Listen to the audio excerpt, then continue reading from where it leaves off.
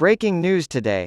Russia's attempt at creating a domestic Concorde rival was a dismal failure.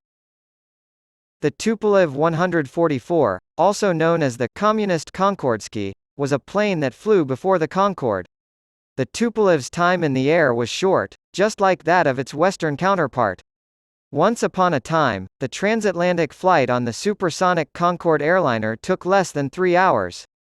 The first airliner to feature analog fly-by-wire flight controls, the Franco-British plane could supercruise at speeds of up to Mach 2.04 without sacrificing fuel efficiency.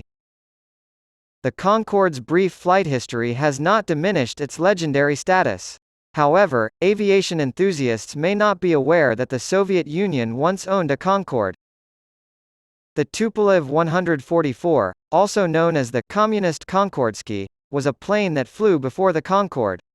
The Tupolev's time in the air was short, just like that of its Western counterpart. A presentation of the Tupolev 144. Officials in the Soviet Union realized the need for supersonic travel in the 1950s and 1960s due to the vast size of their country. In addition, Soviet leaders saw developing a supersonic airliner as a way to stay ahead of the United States in aerospace and technology.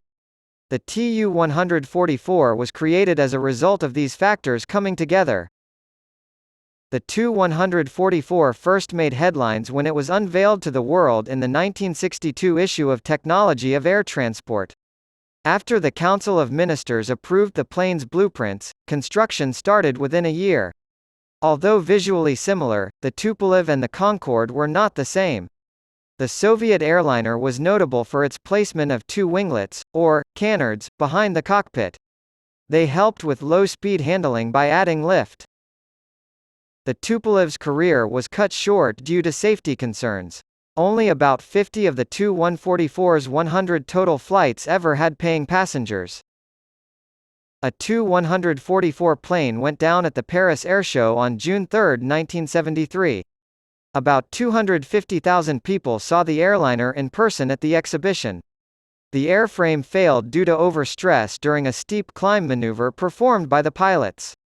When the plane crashed, it killed all 6 people on board. The development of the Tu-144 was slowed because of the crash, as reported by the Aviation Geek Club. In fact, passenger service on the plane began almost 2 years after Concorde, on November 1, 1977.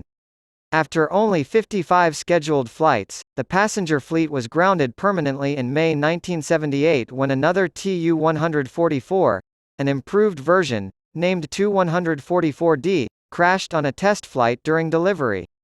The plane continued to carry cargo until 1983. NASA used the Tu-144 for its supersonic research, and the Soviet space program used it to train pilots for the Buran spacecraft. A similar tragic service life awaited the Concorde. One of the British-French planes went down in flames on July 25, 2000. After hitting some metal on the runway, a landing gear tire blew out, sending rubber shards that hit a fuel tank and started a fire, killing all 109 people on board.